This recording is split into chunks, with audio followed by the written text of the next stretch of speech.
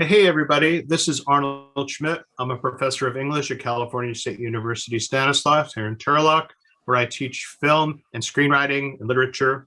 I'm joined today with Randy Seifkin, a professor of political science emeritus at MJC, and we're going to talk to you about Modesto Noir.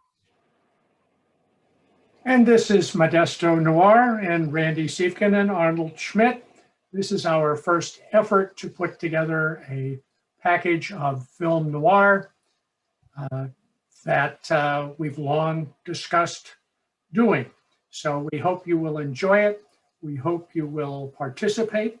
We hope you will register for the free program, that discussion that we are offering on April the 15th.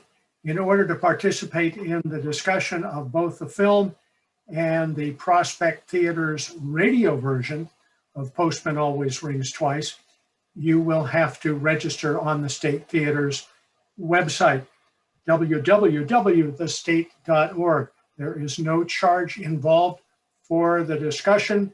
There is a small charge and worthwhile charge for the Prospect Theater Radio Players Cavalcade version of The Postman Always Rings Twice. So I think we have later in the show, we have a link to their website. We encourage you to watch the film between now and then, and also listen to the radio version. Come back and join us for the discussion. Arnold and I will be there along with the cast and characters from the radio version. So please feel free to join us. Bring your questions and your comments.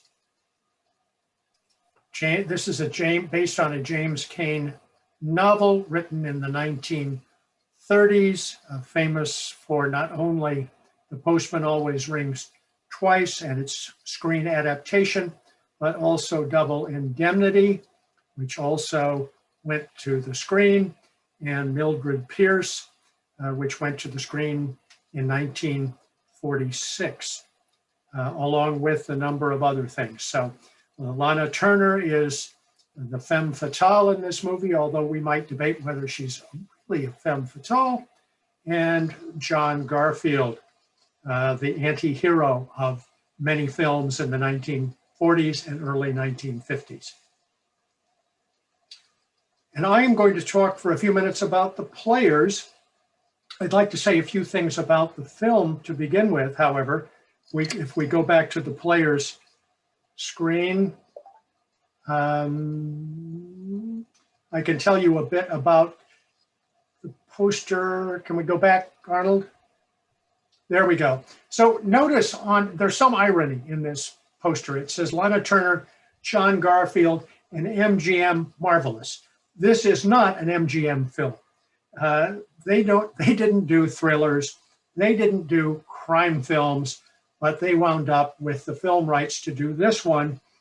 Part of it was that the Hays office, which administered the production code that movie studios had to follow, presumably, all were warned by the Hays office not to make this film because it was unsuitable for the big screen. MGM nonetheless bought the script, was also warned by the Hays office not to make it. It sat on the shelf for the next 9 years or so until MGM decided to go with production.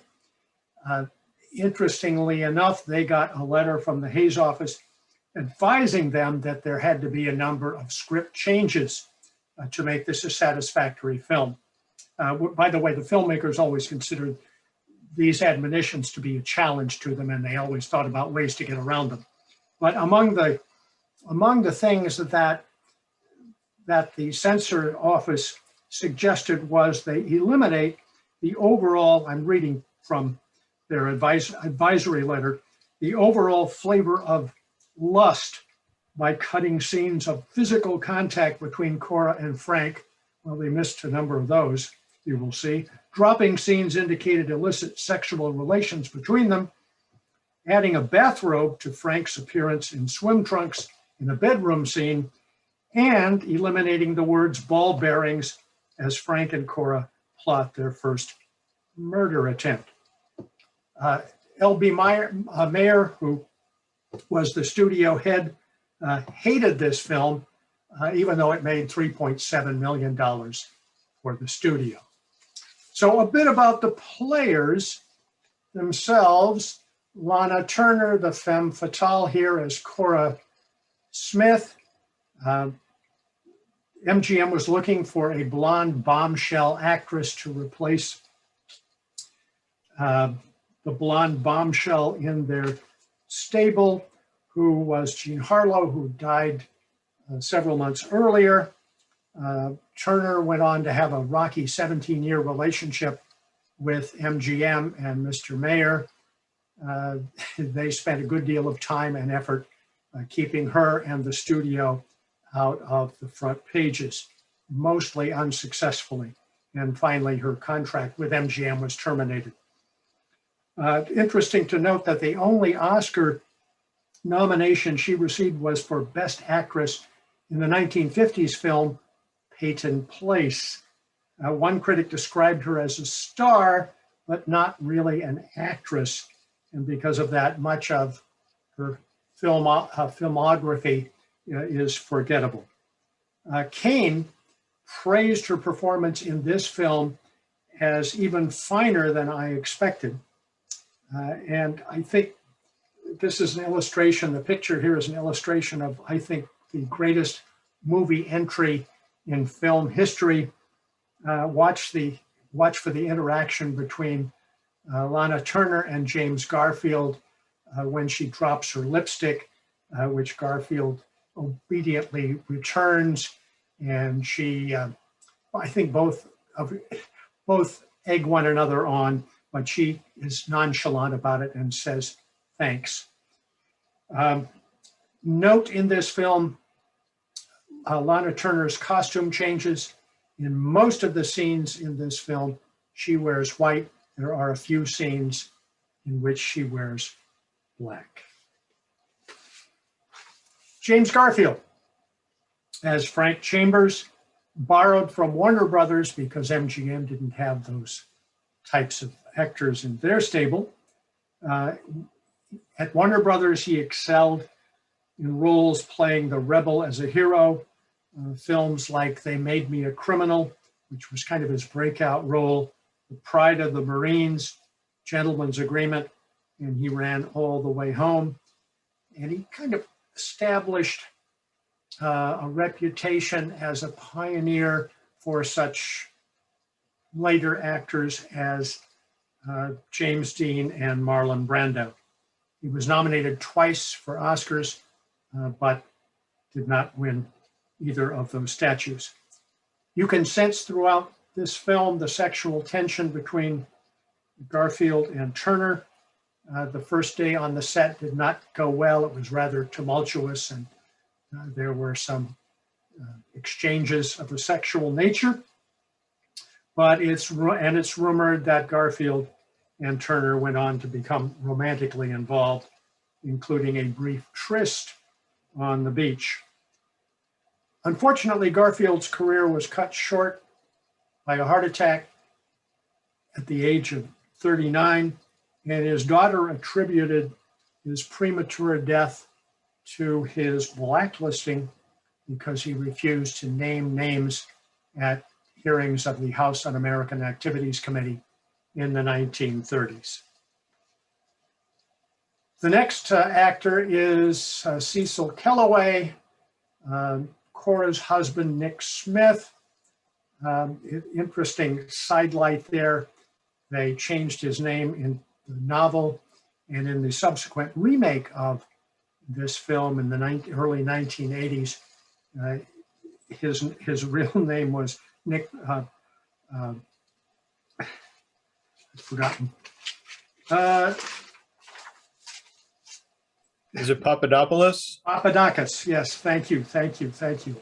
And the rumor has it that they were somehow afraid to offend the Greek community. I don't know whether it was because Greece was an ally in World War II and was facing its own communist issues or what, but an interesting sidelight here.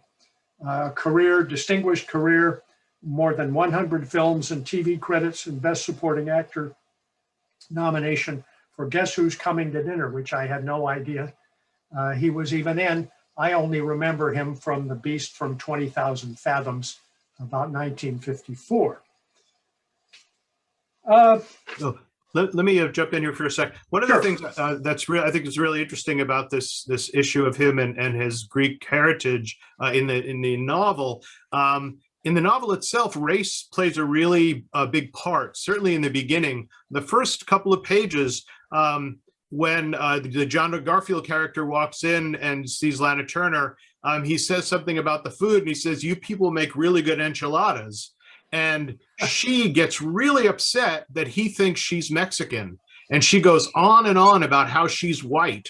And then later on, when there's the idea that she might become pregnant by her husband, she makes some really racist comments about having a greasy Greek baby. So race is really interesting in the novel. And I think race is kind of standing in for class in a lot of ways. But anyway, the book has some very kind of, I don't know, important things to say about America at the moment when immigration was going on, but different kinds of groups are coming in and being treated differently. So an interesting little moment there.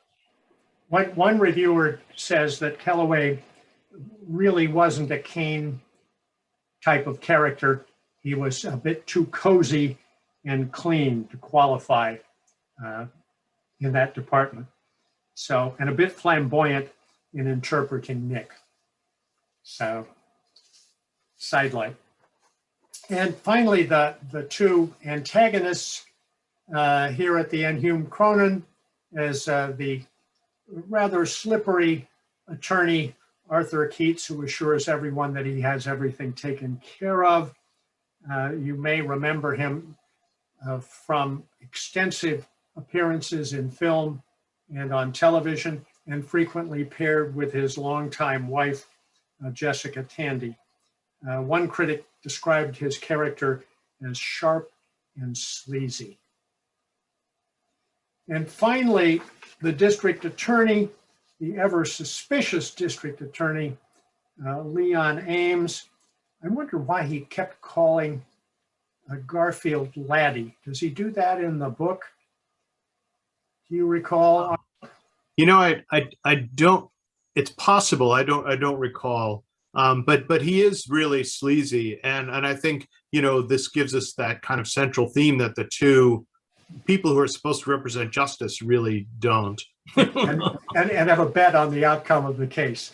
Right, having nothing to do with justice, but justice, you know, no. and not even really with law, but with beating one another. Right. Hundreds of media credits in Ames' case, including, and I'd totally forgotten this, he was Judy Garland's father in Meet Me in St. Louis. Just didn't put those two together. I remember Ames growing up in Southern California as the owner of a couple of Ford dealerships in downtown Los Angeles, and he and his wife were victims of a kidnapping for ransom during that time.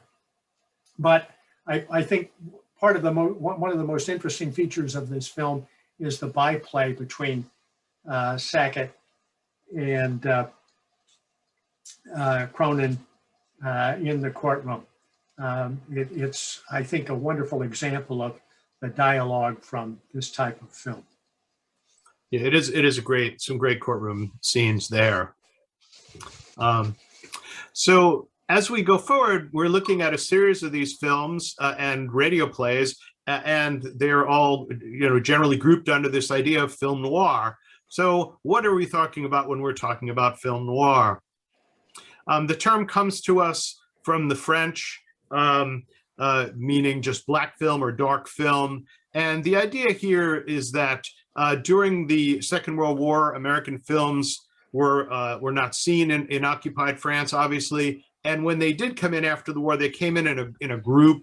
And so they were seen, whereas Americans saw them over a period of time, the French saw them very quickly, one after the other. And French critics picked up on this and started to see see the kind of similarities here. So one way to think about film noir, a good way to start, is to compare them with the gangster movies that come before these. The gangster films generally we're in a world of, I mean, obviously these are crime films, but we're in a world with a clear sense of good and evil. There are good people and bad people. There are crooked cops and there are good criminals, but generally we're in a world of black and white. There isn't a lot of gray. In a large sense, it's almost like melodrama where the good are rewarded and the evil are punished. And the message in these gangster movies generally is crime doesn't pay. I think about the end of White Heat. James Cagney made it top of the world. He climbs up on this giant, tower and the whole thing blows up. So crime doesn't pay. The other thing, and this is particularly true of the Warner Brothers films, is that there's a relationship between environment and crime. And a good example of this is the Dead End Kids. But this idea that, when you grow up in certain places, you have certain education, certain kind of social issues, that there is a relationship between those environments and criminality. So there's a kind of the influence of early 20th century sociology. And there's a series of these films. Here you can see a bunch of them with James Cagney. They're really a lot of fun. But as I said, it's a very different kind of a world. When we get into film noir, one of the things that we're going to see is an unreliable narrator. The narrator sometimes is a first-person voiceover who's speaking, it's the hero or the protagonist is often a detective like Sam Spade or Philip Marlowe, or somebody who is trying to figure out a mystery or commit a crime. So there's that notion of interrogation and a mystery going on. In terms of representations of women, the two big, kind of figures that show up are the femme fatale, like the Lana Turner figure in Postman, versus the girl next door. There's no real girl next door figure in Postman, but I'll point out to you other examples. So we get this, the dangerous woman, the femme fatale, going back to to Eve, to Cleopatra. I mean, there's lots of kind of images of this. And the girl next door as this kind of virtuous woman. In terms of form, we're going to see the influence of German Expressionism. We're going to see canted angles, which means that instead of things being, right angles, directly up and down, verticals and horizontals being at correct right angles, they're going to be slightly tilted. That creates a sense of unease in the audience. We're going to see chiaroscuro lighting, and this comes from the Renaissance, and basically it means that there's a single source of lighting that's very, very direct, and a lot of the other area of the screen goes black. So if you were in a dark room and you lighted a candle, your face would have really light, a lot of bright light on it. Everything else in the room would be dark. That's chiaroscuro, and I'll show you some examples of that from Renaissance painting. So we get a lot of shadows, a lot of mirrors, and mirrors are both beautiful visuals, but they're also this idea of people playing roles of who's people's true identity, people pretending to be who they aren't, having lots of aliases, and that the whole notion of mirrors as reflection. It is a reflection, reflection in the sense of thinking. How am I thinking about things? We also get lighted signs, hotel signs outside of windows, casting shadows and casting a glow, and Venetian blinds. And I'll show you some examples of all this. And then finally, these films tend to be shot, they tend to be urban, they tend to be shot at night, and they tend to be shot in the rain. This is important to keep in mind because one of the films that we're going to see later in the series, The Hitchhiker, is directed by Ida Lupino. It's one of the few noirs directed by a woman. It has no femme fatale. It takes place in the desert. It takes place in the day, and of course, since it's in the desert, there's no rain. So it is a noir, but it's an anti-noir. And in fact, the dangerous person isn't a woman, but a man. It's a great film, and we'll be seeing that later on in this series. So I talked about unreliable narrators. The Sunset Boulevard opens with the Bill Holden character already dead. the first scene of the film is him lying in a pool and is like, "Hi, I'm dead. I bet you're wondering how I got here. Let me tell you the story." And he tells us this story. So it is a voiceover. It's a wonderful film. It has a femme fatale of a kind, in the sense of this starlet who has drawn him in, not starlet, this silent film star who has drawn him in, but she's not. She is tempting, but I think in a lot of ways she brings out her the worst parts of his personality. Two other examples in Double Indemnity. We get the this very kind of risque scene of the introduction of the wife as she meets the insurance salesman who's come to sell insurance to her husband, and greets him basically in a towel. And then on the bottom right here we can see Lana Turner and John Garfield in an early scene with her in that role. And I have to say, both in the film and in the book, whose idea is it, who's tempting who, and who's responsible, I think is a really good and important issue. In Sunset Boulevard, we do have the good girl. So the kind of male protagonist is a screenwriter down on his luck, and he's with the Gloria Swanson character, and she's this negative image. But there's also this woman that he meets at the studio who's naive and innocent and likes him, and he likes her. But eventually, he realizes that he's already tainted, that the world he's in is already a negative one. So she's set off against the femme fatale, and we'll often see a character like this. And in some of these, it'll be somebody's wife or somebody's sister, but this character of the good woman is often there. This is an example of chiaroscuro. This is a Caravaggio a painting. And you can see here the light is very strongly coming in from the right. The figure of this is a religious painting, figure of Christ on the right. We can see the light shining from right to left, illuminating the faces, much of the rest of the room falling into darkness. So this is that idea of chiaroscuro, which just means clear and dark or light and dark. In terms of using mirrors and reflections, this is a few shots from the end of The Touch of Evil, Orson Welles. It's a wonderful film, really, really incredible ending. Welles has this terrible Irish accent, but other than that, once you get over it, it's a wonderful film. It's really, really quite good. And there's a kind of a shootout scene in a fun house. So lots of mirrors, lots of reflections. Two examples here from Double Indemnity, and my point is just to show really the way Venetian blinds show up everywhere. We get shadows and we get Venetian blinds, and they, they're just showing us this world is always in a world of light and dark, and we're looking for good and evil, and trying to find an ethical way out of it.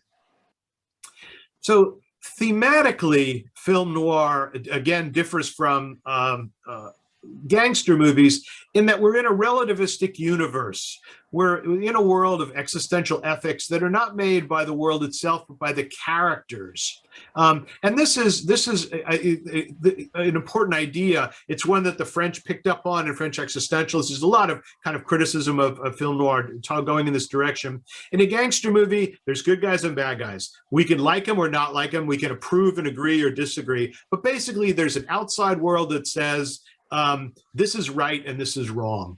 In Postman Rings Twice, we have the district attorney he's not corrupt, but he's not looking for justice. We got the lawyer who's not exactly corrupt, but isn't looking for justice. In other words, the outside world isn't a world of ethics. The ethics are made by the characters themselves. And I'll give you an example of this from The Maltese Falcon in a second. Often the success or failure of situations is an issue of luck or accident rather than ethics. So it isn't necessarily that the good win or the bad are punished as much as things happen. We see this very specifically in The Postman with the issue of the cat. Who accidentally gets killed gets electrocuted, and the accidental appearance of the district attorney, the accidental appearance of the cop. There's lots and lots of accidents that come up here.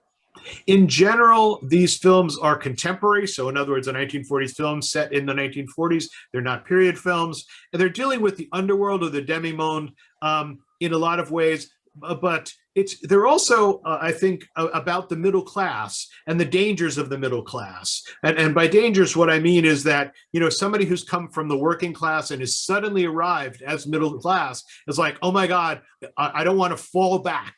And this is something I think we can all, especially with the pandemic, we can all kind of see people who get to a certain point economically, and then the world falls apart underneath them. So in these films, we have an underworld characters, criminal elements, things like that. But the other characters are often middle class. In Mildred Pierce, she's a woman who works herself up from being a waitress to owning a restaurant chain.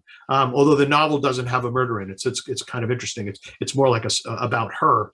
But in these, I guess what I'm saying is there is this kind of economic issue that's here, and it's the status of the middle class. And we also get this notion of the city versus the country, the dangers of the big city, and this is an idea that goes back to, we see this in Shakespeare, the Forest of Arden, leaving court to go into the woods, et cetera, et cetera.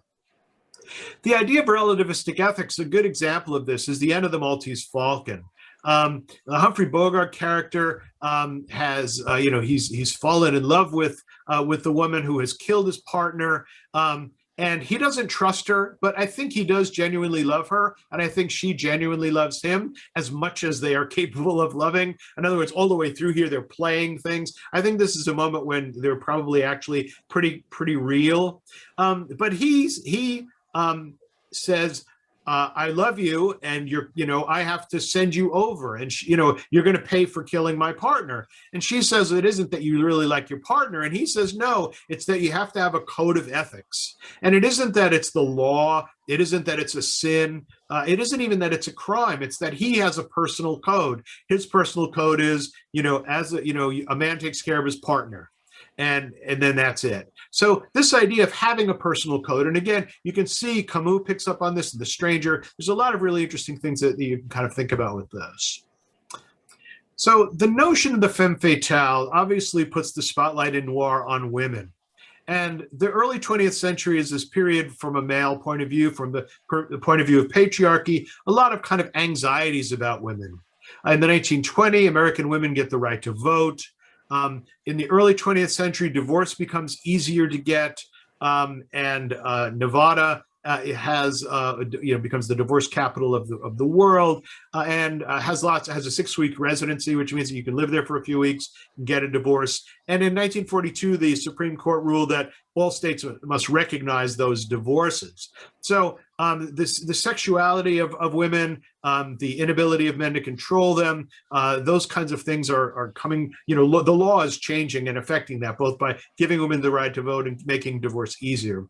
The other issue that is really important is that the Second World War, men go off to war, women take jobs that are jobs that men generally had.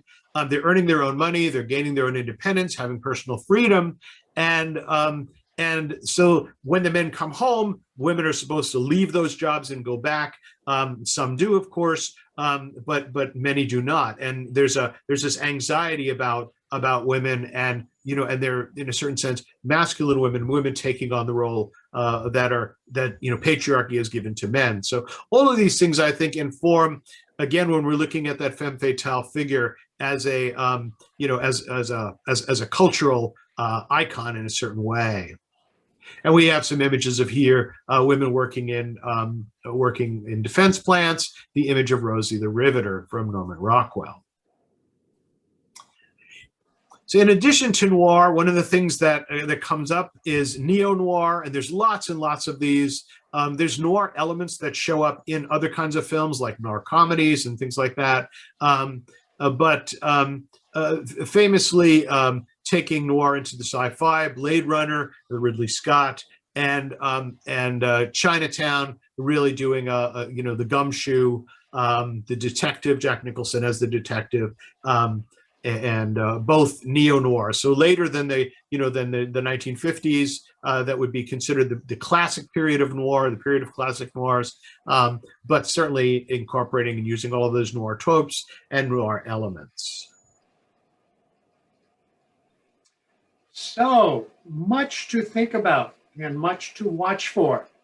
A few points to, and Arnold has touched on some of these, but you might think about as you're watching this film, what are the challenges of bringing a film like this to the screen in the 1940s, given the production code that the studios had to labor on, under in order to get their films on the screen. Arnold has touched on the second issue. Are Cora and Frank responsible for their fates or not? Outside forces, perhaps. How reliable is Frank's narrative? Again, sometimes those narrations aren't exactly the truth. What role does the postman play? It's called The Postman Always Rings Twice. Has the postman ever rung twice at your house? Not under the new Postmaster General, perhaps. And what's the significance of the cat? If you go back and read the novel, cats play a much larger role. What role does the cat play in this particular film? And what does that role symbolize? So Yeah. we have Just jumping in with the cat in the novel, the woman that Frank goes away with for a week is in fact a wild cat trainer. Yes. And it's a great sequence. And invites him to go hunting with her in Latin. Yeah. So America. So feline danger is very much there. Yes. So much to ponder. We do hope that you will watch the film between now and April the 15th. We do hope that you will take advantage of The Postman Always Rings Twice, presented by the Prospect Theater Project's Radio Cavalcade. If you've never seen one of their productions, you will thoroughly enjoy what they do and how they do it. It does cost a few dollars, but we're trying to take care of the PTP and collaborate with their wonderful programming. They do these radio theater productions throughout the year, and we are fortunate to be able to partner with them on several of these. So do take advantage. You can buy tickets on their website, and you can stream their production anytime from 4/9 to 4/11. And then we will have their cast members and crew members back with us at the discussion on April the 15th. And also a plug for the Film Noir Foundation. Those of you who have ever seen Eddie Muller on the TCM channel, you will be aware that he heads the Film Noir Foundation, which is centered in San Francisco. And among their activities are sponsoring the discovery and rescue of a number of noir films which have disappeared from most of the studio vaults, are discovered in the darndest places. Last one I think they restored, they discovered a negative of in Great Britain, and they've restored it to its true black and white glory. You might go to their website and see what they do. They in the non-COVID new normal age, they have a Film Noir Foundation extravaganza in San Francisco every January, and Film Noir Foundation events all around the country. In fact, Eddie Muller was at the State Theater several years ago to show and comment on a wonderful film called Gun Crazy, which I recommend to you. Film I'd never seen before until he introduced it at another film festival. Great film, a lot of fun. Yes, absolutely.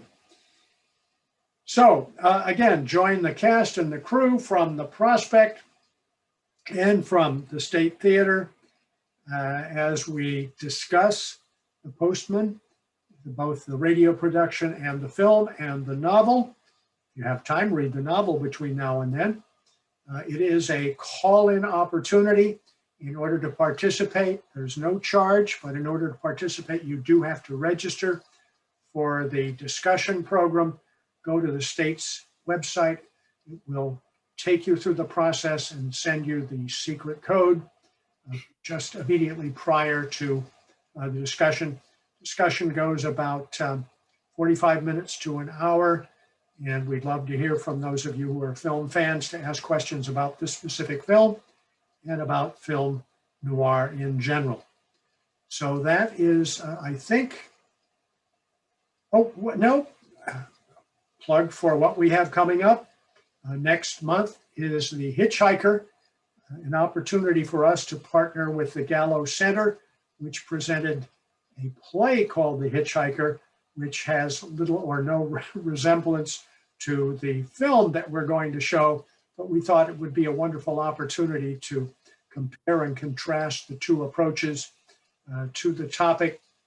As Arnold mentioned, one of the few films directed by, noir films directed by a woman, Ida Lupino, distinguished actress, distinguished director throughout a long and marvelous career, and a wonderful film that I first saw in the high desert where it was filmed. And it's still a frightening film. I still have some of those images in my head. So I'll point out to you where you might go take a look at some of the outdoor scenes where this film was actually produced in the early 1950s. We come back in June with the production of Sorry, Wrong Number. Again, we're partnering with the Prospect Theater Radio Cavalcade lecture discussion. We move to our July program, Arsenic and Old Lace, and I'm going to let Arnold defend this as war. It is about murder. It is about murder. Yes. Exactly, several murders. Yeah, but it's not exactly technically a noir. But I do think you'll really enjoy it. And we're partnering with the Gallo Center, which did their own production of that, and we will have some of their cast members available to for our discussion on July 15th. And then our final production, again, in conjunction with the Gallo Center, the Maltese Falcon, I think one of the top 5 or 6 film noirs, with Humphrey Bogart, of course, and a wonderful cast. And again, we encourage you to see the film and watch the Gallo production of the film, and then join the discussion after on 8/19. So that's our program. If you enjoy film noir, if you enjoy our take on film noir, please don't hesitate to let us know at the State Theater. Patronize the Gallo Center for their partnership in this project. Patronize the Prospect Radio Players Radio Cavalcade for their participation in this project. We look forward to other opportunities to present this film genre to a Modesto audience, and perhaps even get Eddie Muller back for a full production of his noir cavalcade one of these days soon. Yeah, so the films are great. The radio shows, the radio productions are wonderful. Remember that, back in the day, those radio productions would have been often with the actors, the same actors who had done the films for a radio audience. And think about how important radio was at the time. These are reproductions of that. They're often from original scripts, so they're really nicely done. And I would urge you, once we can all go back into theaters and get post-vaccine, post-COVID, seeing a radio production live is a lot of fun, because you're kind of getting this behind the scenes look at this. The films are wonderful, so do screen them on, you can find them easily online. And if you get a chance, read the book. The different books, whether they're by Dashiell Hammett or Raymond Chandler or James M. Cain. Postman is very, very good. It's a very fast read, and they're a lot of fun. So we hope you'll join us, and we look forward to talking to you about all of this stuff. And see you on the 15th for a lively discussion of The Postman Always Rings Twice.